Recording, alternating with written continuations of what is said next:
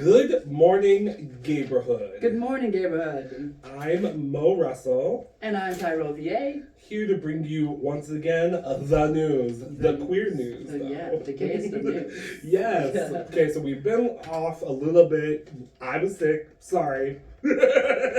Had to take care of myself. Take care of yourself. Mm-hmm. It's okay. Go to the doctor. Do what you need to do. Especially this time of year. Temperatures changing around. Trust me, I have a lot of, trauma surrounding going to the doctor, so it was not an easy thing, but it needed to be a thing. But we do have news articles for you. Do you want to start? We have GOP lawmakers now demanding that LGBTQ content gets warnings on TV shows. Warning, you're about to see some queer media. This is going to be very gay. A handful of Republican senators on Wednesday of last month, in a letter sent to the TV Parental Guidelines Monitoring Board, Senator Roger Marshall of Kansas and Senator Mike Lee of Utah, and another senator in Indiana, and another one in North Dakota, and another one in Montana. Damn, they're attacking from all sides. Strongly urged the regulatory body to update its guidelines to alert parents of content related to sexual orientation or gender identity. That's everything. That's the whole thing. That's the whole shabab. They don't understand that when they say sexual orientation, that includes you. That includes, yeah. Well, that includes yourself.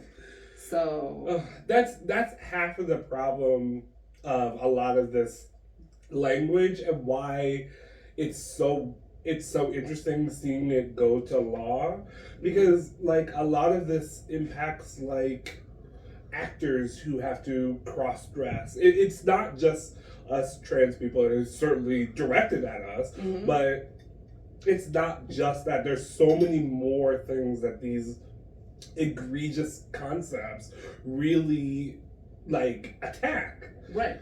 And also, let's talk about the Parental Guidelines Network. Let's talk about how corrupt they have been and will remain as so. It's a little wild because some things are considered PG-13, and when I watched them as a kid, I was like, there are things I still remember Coraline and feel like that was a horror movie. That was certainly a horror movie. Yeah, taking out people's eyes and replacing them with buttons. Yeah. But it's interesting to see how certain media can be pushed to younger audience, and just because, once again, it always boils down to religion, which is really frustrating to say because I know religious people who aren't like that, but ultimately, if it's hard to say, if the some equivalent of religious people are trying to attack us, how do I feel about all religions, all religious people? It's not going to be great, right? I'll tell you. And I feel like this is, obviously attack on trans people, but it's also that Mrs. Doubtfire, for example. Yeah, there's so many Tyler Perry. Every Tyler Perry movie.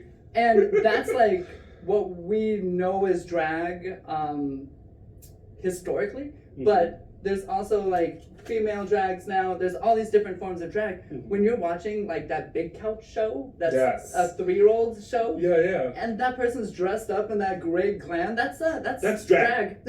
So what are you gonna do? Well, and what's so wild about it is that we used to have so many great when you go back to the 80s and you see 80s cartoons and see lavish big hair, that's really what drag has become, giant makeup, big hair, exuberant personality. It's so interesting how much of that, and you can tell how much that has influenced us. Yeah, you're welcome. But how is that any different? Right. And the ultimate culmination is, why do y'all think it's so endangering? It ultimately boils down to they believe that it's going to turn people gay. Let me just start by saying no one is turned gay. No one is turned queer. That's not how it works. And 50 years or plus of straight TV has not turned into gay straight. Because trust and believe. And one of my things I try to always use my personal experience. Like when I was young, I prayed so hard. God, just don't let me fucking be gay. Mm-hmm. Anything but that. Just take it away. Take all the stuff. Like I asked so often, and guess what? Honey, it didn't work. It doesn't work. So if that doesn't work, what like, and like again, like.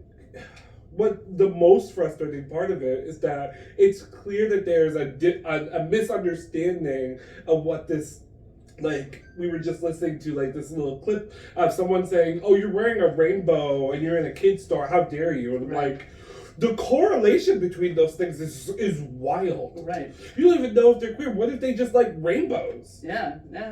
Like, and like you as an adult making that correlation has nothing to do with kids. That's what's so wild to me. When y'all say grooming, it's like, well, like, it's only grooming when you allow it to be that. And also, like we said in our last episode, everything is grooming. Like, And yeah. like even as adults, we groom one another. Like, If we're going to use called that being word so humans. loosely. Yeah. It's called being human. Yeah. Exactly. And also, like, what kind of warnings are they going to put on our shows? Like, this is Parental a advisement, homosexual like, show?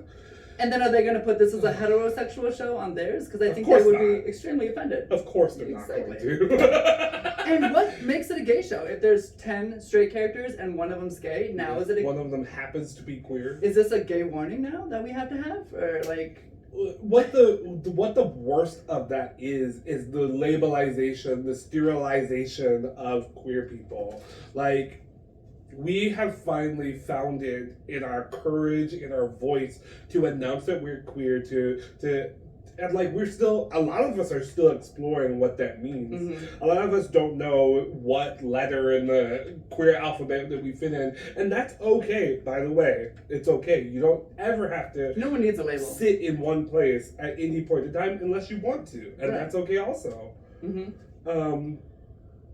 So what that does is it just bastardizes like the fluidity that we have worked so hard, and ultimately I think that's why they Right. don't like how fluid and how easy it's become to be queer. They feel like they're being endangered, that these people can live so freely. We're stuck in our oppression. And this is, once again, another, like, one of those 7 mountain mandates attacking in the media section. Go for one of your stories. All right. Well, hundreds of students are leading the We Say Gay walkout in Iowa. We Say. So, March 15th, sorry, it's a little old, but you know, here we are, you're welcome. March 15th, hundreds of Iowa students walked out of their schools as part of We Say Gay. It's a protest in response to the state's recent anti-LGBT legislative proposals. So Iowa's been one of the newer, more outspoken states to be, which is weird. Iowa, yeah. It is weird. Because here in the Midwest, we're not outspoken. Like, it's very interesting. The conservatism is very conservative. Like, it's very hush hush. A lot of it, I don't want to point fingers, but a lot of it comes from like a Catholic concept of like we keep our conversations amongst us in our space, in our home, and our like, which isn't any better, but at least it's not as vocal and in your face. The Iowa WTF partnered with the Iowa Queer Student Alliance to organize this walkout. Over 45 schools participated. That's a awesome. huge amount, and Yeah. we love to see that. Remember that protesting is our right. No matter what age you are, no matter who you are, where you are, what you do, it is your right to protest. And like, what always is frustrating, especially during like the Black Lives Matter resurgence, is that like the conversation became less about protest is your right and more about you're in our way. Like, people literally were ran over by cars because they were protesting on the highway. And it's just Like, you don't have to be anywhere that badly to run over a whole person. Right. Like, there's just no amount of emergency that you need to go to. You can go a different direction. You can figure it out. I don't know. Like, why are you driving if you're in a state of emergency? You could. Wait. Yeah. Sorry. We're trying to make progress. We're trying not to be murdered consistently, you know? So maybe just take a break. Maybe take a chill pill. But, like, what this tells me is that the youth see what's happening. Yeah. The youth know. And it's so enriching and so inspiring because Truly. I can't even imagine being this out loud and proud when I was 16, 17, even 18. It took me till I was 21 to really start participating in queer culture and protests and things like that. Even longer for myself, gosh, yeah.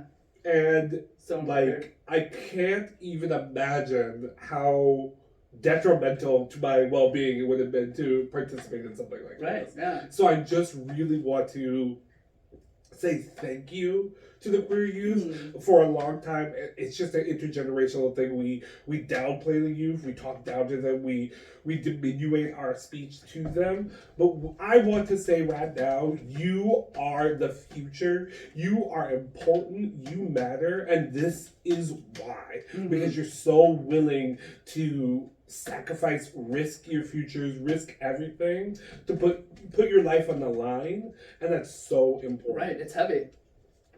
It's very heavy. Especially at that age. Yeah, it's... Because you're literally fighting for your future. Yeah. Yeah, it's really important that we consistently remind ourselves that the youth are really important and protecting them is all of our responsibility. And that's what the reflection is kind of trying to say. They want to protect their youth from us. But clearly your youth is us. Right.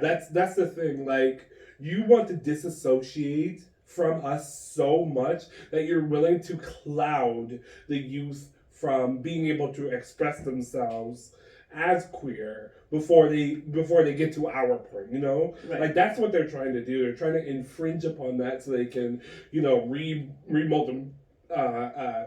Groom them into being heterosexual, active members of their society. Yeah, they love to tell, not to listen. Yeah. In Michigan, it's becoming an anti-Florida, considering like LGBT rights.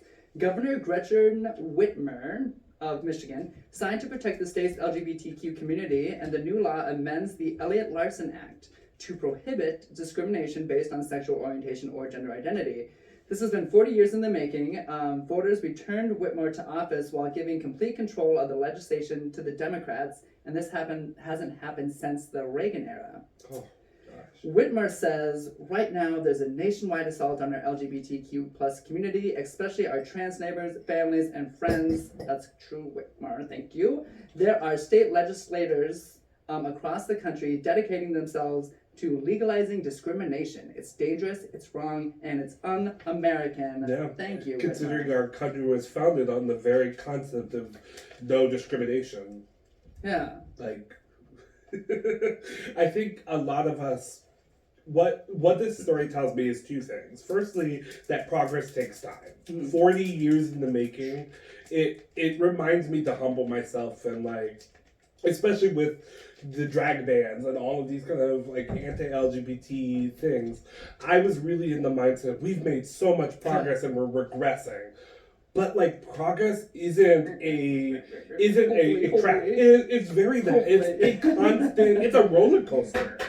Activism isn't easy. It isn't fun. It isn't nice. It's sometimes blood, sweat, tears, years of work. Time, money, yeah. All Yeah. So it's just like a humbling and a reminder that like there are people out there on our team, on our side, working with us, even at the highest in the highest places, which is really important. Yes. It's really important to acknowledge that. Like, good job, Michigan.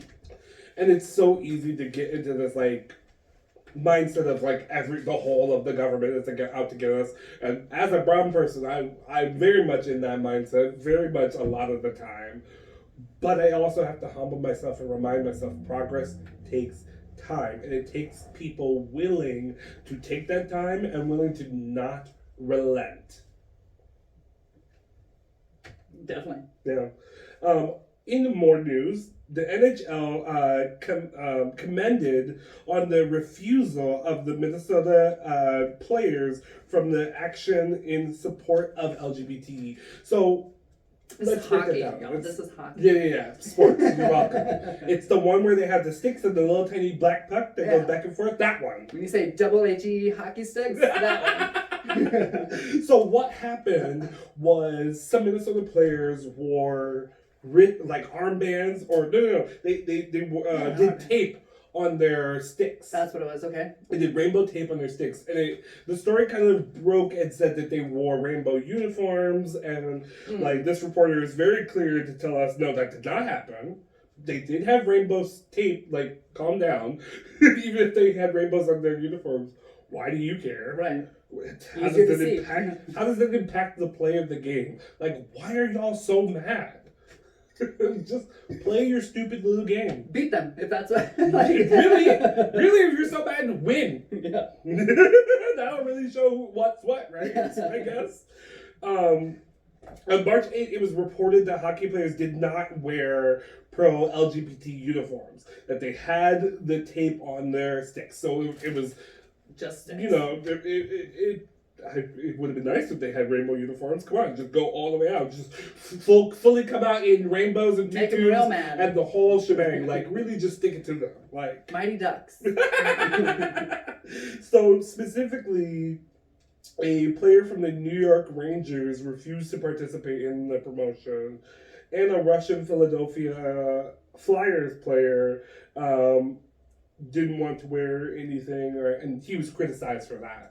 And it's just like, how do I say this?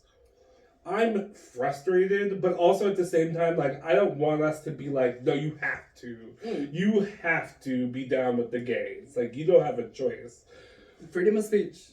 Yeah, I'm not fully here for that, but I'm also like, why don't you want to? Like, put it back on them. Make them be the ones to say that they're homophobic.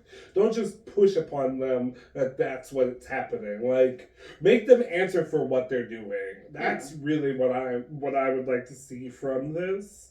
Mm-hmm. I'm all up for people saying whatever they want to say, but there are consequences for that as well. So freedom of speech, but also we're going to hold you accountable. Yeah. So it's just freedom of reaction. It's just interesting that, like, it's nice to see in the sports realm queerness being, like, really pushed to be emphasized, and you know, it's a really good counter to all of the, like, obscene amounts of anti-LGBT, the danger that we are being put in. That's what people aren't emphasizing enough. You are putting us in danger by spreading this narrative that we're evil, we're bad, we're demons, we're this, we're that. Like, it doesn't take much for someone to think, oh, if they're evil, there's no reason why we can't kill them, why we can't rape them, why we can't harm them in sufficient ways. Like, don't dehumanize. Yeah. Please. Please. So we're talking about a rainbow piece of tape. Like, seriously, it could have been, like I said, they could have came in tutus, jock straps. Literally had nothing to do with the game. Tutus, jock straps. Yeah. Like, let's gay up hockey. I don't know who wants to do it, but you're welcome. So this is a Minnesota story. Michael Boulette recently accepted to the LGBT plus Family Law Institute, which was founded in 2009. What is this? A joint venture of the LGBTQ plus Bar and National Center for Lesbians' Rights allows experienced LGBTQ plus family law practitioners to share collective wisdom and to discuss cutting-edge legal strategies for representing our community, the LGBTQ+. I love that. Yeah. Bullitt is highly skilled family law attorney. He's pretty popular as an attorney. He is a fierce advocate for LGBTQ plus community and works with those families on family transitions and information issues. Bullitt has received numerous awards for his work, including the Hennepin County Bar Association Excellence Award for pro bono service and the Minnesota State Bar Association Pro bono service Professional Excellence Award. He is also a member of the Minnesota Lavender Bar Association. So, yeah, he's pushing to like not just do the things that I said, like grab other attorneys and lawmakers and have them kind of discuss what they've done to help LGBTQ plus people, but he's also, I believe, pushing to get a lot of the medical information to be publicized and made. You would think it's already has the credentials because it's with professionals, but credentialized, whatever word that would be, so that people stop pointing at their opinions and have something else to look at. Here's some facts. Here's the actual tea. Right. What I think is so interesting about that is that like there are already like bar like associations, like the way, and the thing is like knowing this now, I wish I'd known this a long time ago, but like knowing this now is that laws aren't like when a judge hears a larger thing and there's like lawyers involved, it's not just those three people. There's a lot more in the background, like especially when things go to like the Supreme Court, like they go to bar associations, they go through like hundreds of different lawyers, like and then more than that, like when we look at the way laws are written, and like when you look at like Roe versus Wade, like that had been used in so many different like not more important, but important cases that didn't necessarily have like the same kind of like cross section. Like I wish I had examples, but like there are so many examples of how laws are used in a way to explain, we need a new law to determine this. We need a new ruling, not a law. A new ruling. There's a difference between law and rulings, to express how we handle this situation as judge, as jury, as lawyers. And would that be like when Twitter came about, or something like new internet stuff, or new technologies, or new? No, just, like... not really. It's actually like a really archaic forum style, like when lawyers and like rulemakers, like when they come to a decision, it kind of sticks in the system, and they use the letter of it to make examples for further cases. Because we made a ruling back in something, Sure. and this is the way it was wording, we're now going to make a ruling here based off of that. That's right. the reciprocal nature of these kind of rulings. It's really important that we have spaces in which we can like discuss those things, especially amongst queer people, while there's all these rulings and laws being made. It's like precedents. Yes. Yeah. And like this is important for the way law operates, because law operates in a threefold pattern. It starts off in the very like more judicial matter of I'm suing you because you owe me $30. And then it grows into the more, Roe versus Wade, a impactful thing that's going to impact the majority of the country. And then it's even higher to where we're talking about the president has made a grand declaration and things like that. Like, the way law is made is that it's always, and this is why it takes so long for proceedings to kind of happen, because there's so much research that's involved. This is why lawyers are paid so much, because it's not easy. It's genuinely a lot of work. They have to read through like these thick books to make sure they get all the wording right and like all of like the judicial like matters right. So it's really important to have these kind of like inter-lawmaking kind of lawyers getting together so they can all have a united front in the way they converse about it. Nice. Well, awesome to have such a award-winning one on our side. That's great. Here in Minnesota. We love to see that. Forum style, like when lawyers and like rulemakers, like when they come to a decision, it kind of sticks in the system, and they use the letter of it to make examples for further cases. Because we made a ruling back in something, Sure. and this is the way it was wording, we're now going to make a ruling here based off of that. That's Right, the reciprocal nature of these kind of rulings. It's really important that we have spaces in which we can like discuss those things, especially amongst queer people, while there's all these rulings and laws being made. It's like precedents. Yes. Yeah. And like this is important for the way law operates, because law operates in a threefold pattern. It starts off in the very like more judicial matter of I'm suing you because you owe me $30. And then it grows into the more, Roe versus Wade, a impactful thing that's going to impact the majority of the country. And then it's even higher to where we're talking about the president has made a grand declaration and things like that. Like, the way law is made is that it's always, and this is why it takes so long for proceedings to kind of happen, because there's so much research that's involved. This is why lawyers are paid so much, because it's not easy. It's genuinely a lot of work. They have to read through like these thick books to make sure they get all the wording right and like all of like the judicial like matters right. So it's really important to have these kind of like inter-lawmaking kind of lawyers getting together so they can all have a united front in the way they converse about it. Nice. Well, awesome to have such a award-winning one on our side. That's great. Here in Minnesota. We love to see that. Go for it. Okay, yeah. So San Francisco recently, the San Francisco supervisors voted on what day was this? Tuesday? It says Tuesday. I'm gonna look that up and I'm gonna put a date in there.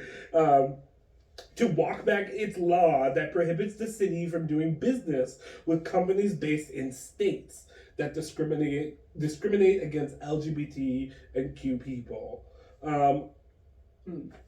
What this kind of means is that they're not going to prohibit the business dealings between the states. Instead focus on more tactile like ways to deal with it. It's important that we don't. I understand why, because closing yourself off entirely to a state just because they're anti-LGBTQ, it's a difficult thing to pursue, because like that can be really impactful in so many different ways. It's important that we like hold them accountable. How do we do that? Do we stop business? Do we stop money flow? It's the easiest and most versed way to impact and show them that like, hey, there's a reason why this stopped and this is why. The city's laws was intended to serve as a rejection to laws passed across the country that restrict individual liberties. But in practice, it prohibited the city from contacting companies, even those owned by women, people of color, and LGBTQ people. So that's why they rejected it all. Like I said, it impaired our full access to maybe the small parts of those states that aren't like that. Like, because there's plenty of parts in Minnesota that would impact how they interact with us, and that's not all of Minnesotans. Right. So I would like to see, personally, a way to use this law, but I can see why it wasn't feasible in the way that it was presented. It'll just be interesting to see how we continue to have this conversation. I read this article earlier that it was very fringe, so forgive me. But that talked about like, and we've had this looming conversation that's been brewing for years over the whole Texas seceding from the state, or the South seceding from the United States. I used to be a proponent, let them leave. Let them go. Let them take all their homophobia and go. But, like, I know queer people in Tennessee. I know queer people in Texas. I know that we exist all through, and that's why this is happening so heavily. Mm-hmm. We exist, and that's why they're mad. Yep. We exist in every part of this country, and that mentality is not self-serving. It's actually dangerous.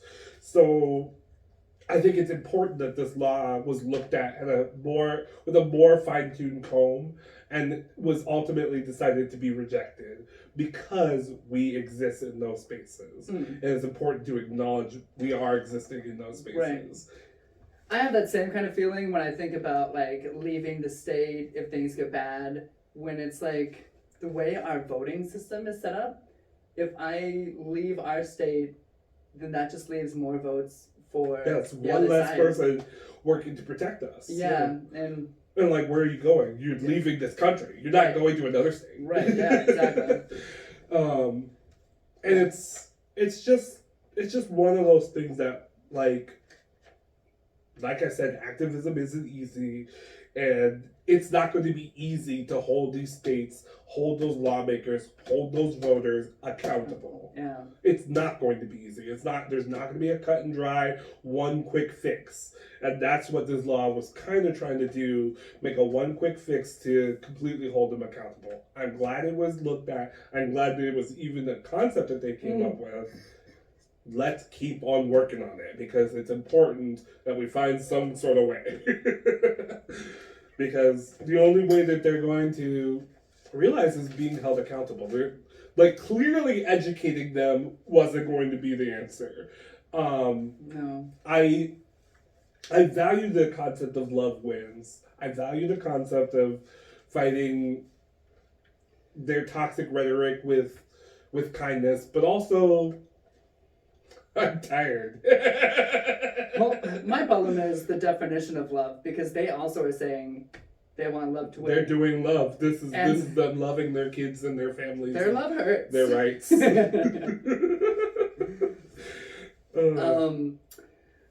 For my final story, it's also here in Minnesota, and I'm pretty proud of this one. Governor signs order making Minnesota a sanctuary state for gender transitions. Yay! So, I have a lovely den if you need somewhere to stay. Real. Yeah, ditto. Same. I think, like, there was, like, some significant work being done, like, right before this decision was being made by activists, like, ways to secretly move people, like, ways to communicate, like, it's still being done. I don't want to, like, out anything, because it's important that some of this remains in solidarity. Mm-hmm. Like fucking just to be safe, you yeah. know? Yeah, exactly. But it's also nice knowing that the governor has made a straight up decision saying, well, F that. Yeah. This is where you go. And it's the same, it's really heartening to know that, because like the same thing happened when Hmong people needed a place to go. The state reached out and was like, hey, we need more citizens, so come on over here. Right, yeah. When Somalian people were very desperate and needed a place, hey, come on in. Like, we're very open and accepting. A lot of that was because of money, but it's clear, like, if you go literally, you drive down Minneapolis or any neighborhood anywhere, you can see the multiculturalism is not like young. It's old. It's been years, and it's grown, and it's become its own vibrant culture. Yeah. Yes. Like, I recently went to New York, and I experienced an even more, like, engrossed version of that, and it really made me proud of where I live. Like, I rarely feel proud of being in Minnesota, but like knowing that we're such a diverse, unique state in the Midwest, and yet such a small, homey town or city. It's like pretty low impressive. key. Yeah. So the actions that are happening from this is 4 different ones. The state agencies will protect people providing, assisting, seeking, or obtaining gender-affirming healthcare services. The Minnesota Department of Health, the Minnesota Department of Commerce, and the Minnesota Department of Human Rights will investigate and take actions for unfair, deceptive practices related to the denial of gender-affirming healthcare. The state will not help other states penalize those seeking gender-affirming healthcare. And the Minnesota Department of Health will prepare a report. I'm sorry, this is actually what I had mentioned that I thought the lawyers were doing. The Minnesota Department of Health will prepare a report summarizing the literature on the scientific evidence about the safety and effectiveness of gender-affirming healthcare and its public health effects. I love that. That's so... It's clear that they thought about this. They thought of the ramifications. Mm-hmm. They thought of the safety of those people trying to go back home. Mm-hmm. Like... it again makes me so fucking proud because it could have just been easily, oh yeah, come on up here and whatever happens is your problem. No, they were like, no, you're gonna be safe going home too. Fuck that. He goes on to say, Governor Walz, as states across the country move to ban access to gender-affirming care, we want queer Minnesotans, he says LGBTQ Minnesotans, to know that they will continue to be safe, protected, and welcome in Minnesota. I got this story from the Daily Citizen, which is not the best to go at, so let me tell you what they had said about this. The Daily Citizen just recently reported that Dr. Susan Bradley, one of the pioneers leading experts in treating children with gender dysphoria, recently admitted that when it comes to prescribing children with puberty blockers to stop their normal adolescence development, we were wrong, she stated.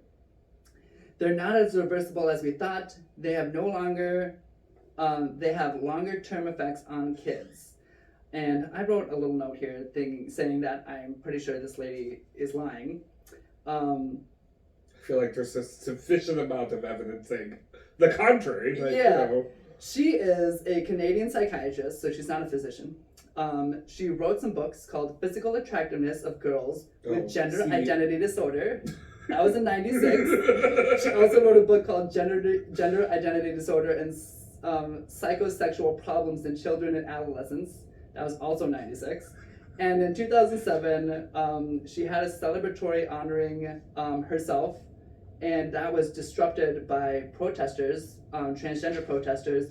So I think that happened in 2007. Yeah. I just have a feeling clearly the trans community has spoken. Yeah. So clearly they're like, no ma'am. And also, like, who are you to, like, cis woman, I assume, to say any of this? Like, first of all, so you're a psychiatrist? Like, you don't, like... I don't care. There's not enough education in this world for you to be telling me or any trans person how their experience is. Right. Like, until you experience dysphoria, and I'm not saying that she hasn't. I refuse to say that because I feel like we all experience it in different, unique ways. I want to really preference that. Especially as a woman in this society. But, clearly the trans community spoke. So ultimately, yeah. You know where I stand. And you can see her views have been this way for 30 plus. Those books, those titles were kind of telling. I didn't read the book, but I read that title. That's why I wanted to look her up. I was like, I don't know if I trust this lady's opinion here. And yeah, she has some history. We'll see about that, ma'am. So my final story in Bosnia.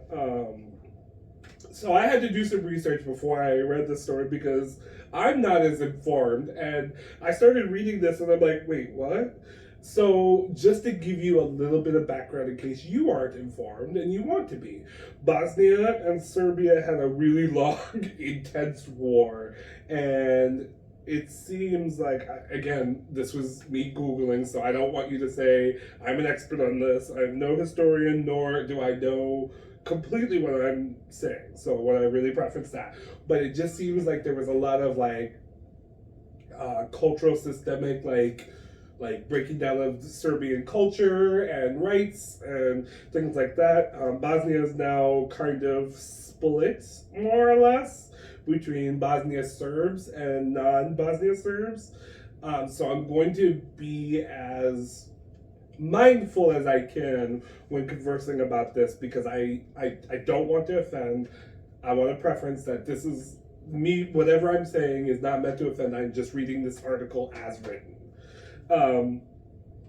So A Bosnian activist by the name of Banja Luka was assaulted in late March 18th, hours after police banned an LGBT event planned there over the weekend. The attack took place as the activist was leaving a meeting at the offices of the Bosnian branch of the global anti-corruption group Transparency International. The Bosnian Serb president, Milorad Dodik, who said LGBT people were harassers and hoped the official bodies will prevent them from gathering both in closed venues and open. So he more or less militarized them. But it was the queer guy that got beat up. Yeah. But they're the harassers? No. It's clear that the rhetoric isn't just here. It's everywhere. Just trying to understand the situation. What fully happens is a few dozen men chase them through the streets, which is terrifying. Hurling insults and punches. Journalist and activist Vanja Stokic. I'm going to have all the names written in the description because I'm sure I'm saying it wrong or whatever. She and others were attacked by a group of hooligans armed with sticks and bottles. Mm-hmm.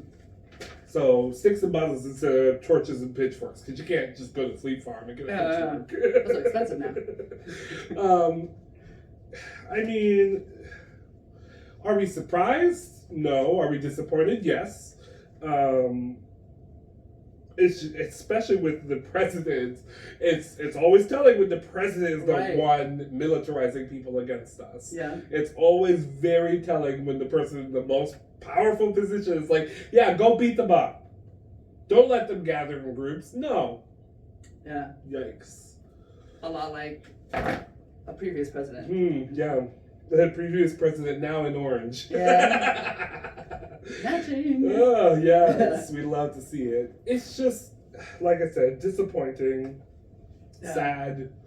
I mean, I've been chased pretty aggressively by very clearly anti-LGBT people. I've been, like, jumped and had my stuff stolen. Like, bad things have happened. Like, I can totally correlate and emphasize with that fear, that overwhelming, like, terror of that.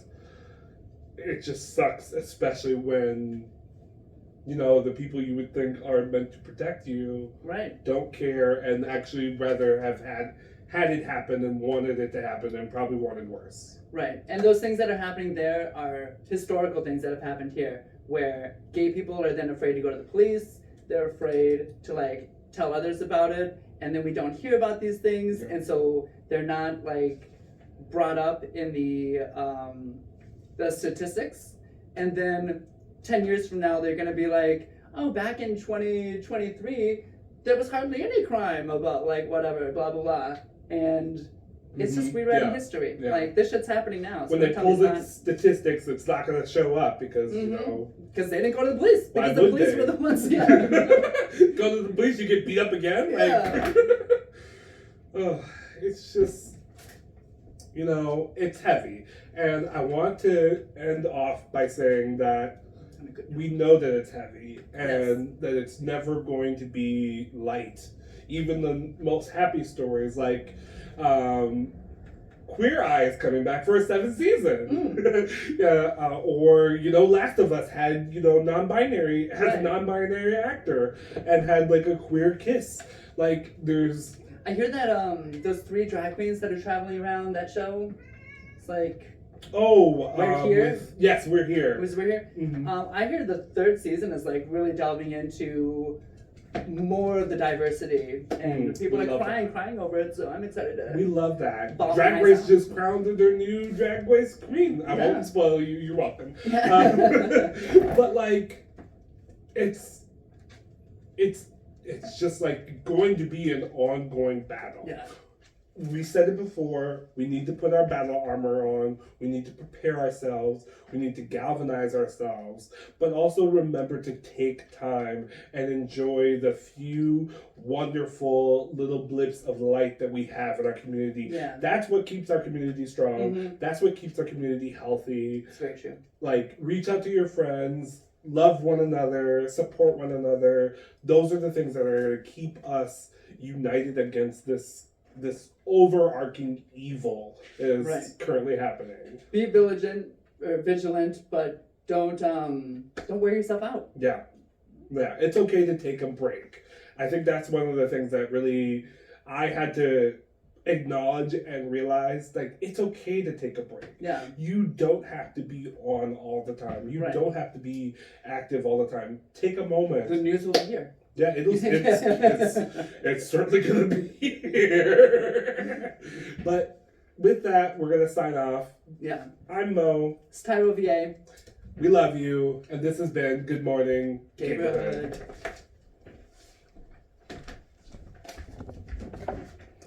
Cute.